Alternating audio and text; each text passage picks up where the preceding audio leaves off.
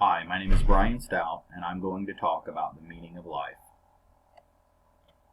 There are certain concepts regarding the meaning of life that I'm going to address. One is the concept of reality, the concept of human nature, a cause of unhappiness, and a prescription for happiness. I'm going to start with the concept of ultimate reality. What is our universe and our place within it? How did we come to exist? Why do we exist? Is there a God? Are we just chance? Are there certain divine plans? Or are we simply a product of the Big Bang?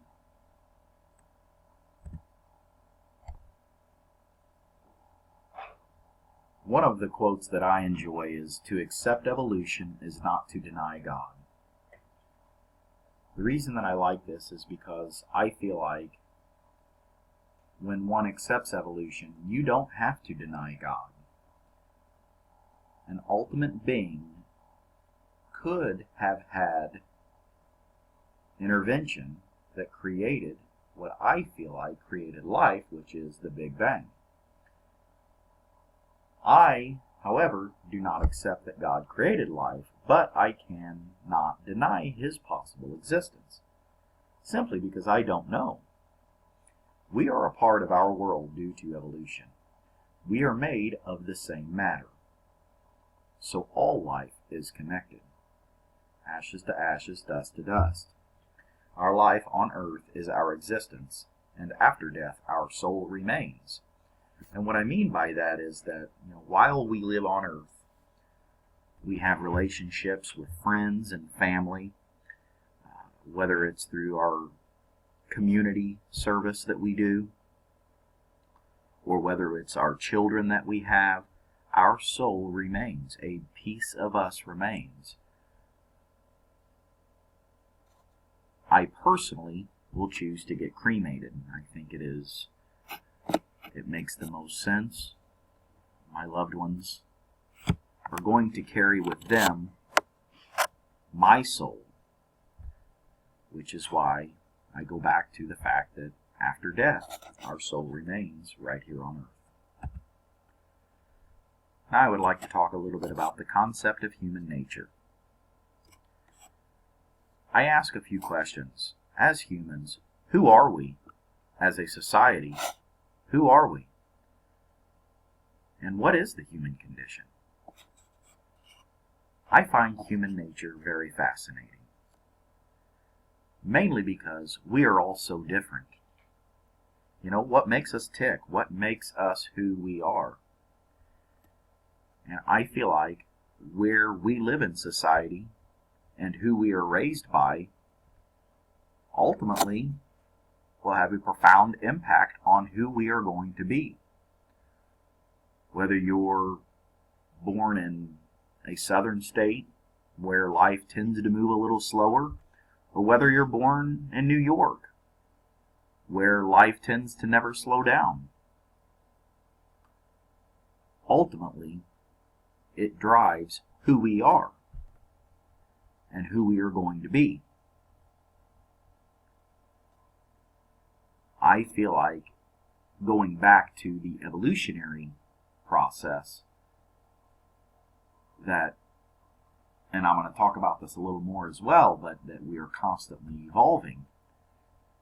Believe it or not, people in the southern states are still evolving. So that moves us into the moral compass with an evolutionary change. Simply stating, we are responsible for our actions. We form our morality of what is right and wrong, and it is often influenced by our personal thoughts and our upbringings or societal shifts. With that said, I still believe that right and wrong is relative. I've often said that there's a fine line, oftentimes, what's right and wrong. And our morality and our personal thoughts ultimately determine our actions. So therefore, if our morality is flawed, our actions are going to be much more likely to be wrong. However, I believe that as a people and as a human nature, we are evolving. So, therefore, the concept of what is right and wrong for us is going to evolve.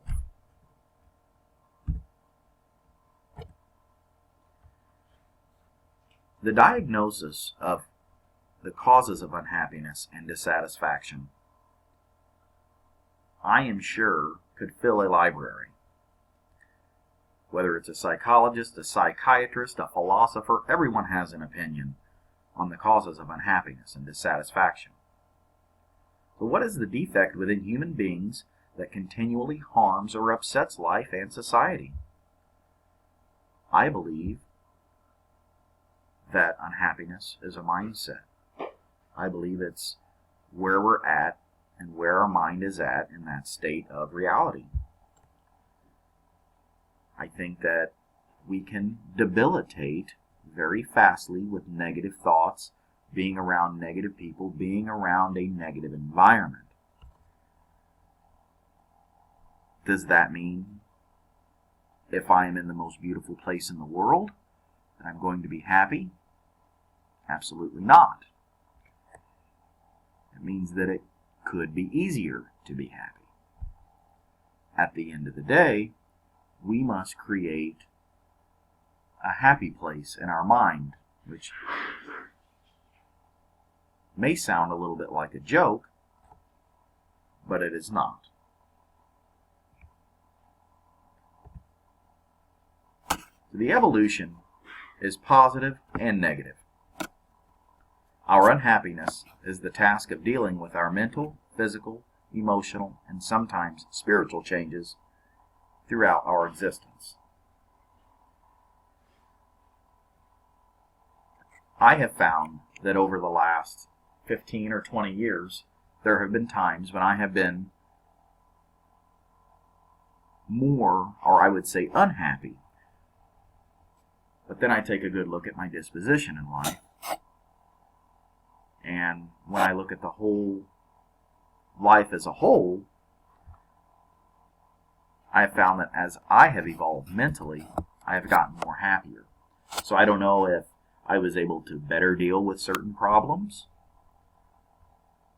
but I have found that as now I'm married with children, that though my problems have changed, I think the way I deal with them is different. Therefore, I tend to be much happier. Is there a certain prescription for attaining a fulfilling and happy life? As human beings, how can we create our happy life? What ways and means will guide us to true happiness? I had a neighbor that was 92 years old, and I asked her one time, I said, what's the key to a happy life and a long life? She said it's simple. Always have something to look forward to. She said she has always planned trips. She's always got something to do on Wednesday night. And she always looks forward to talking to her kids on the phone. So for me, I don't know the key to life. I don't know the key to happiness. But I know something that I can control, which is my mental state today, right now. And I've chosen to be a happy person.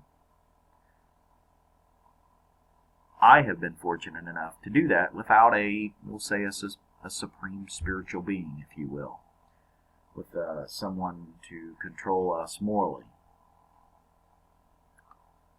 I believe that we are responsible for our actions. I certainly wouldn't want to pin my actions on anyone else. In turn, I've been able to create a great, realistic life for myself and my family.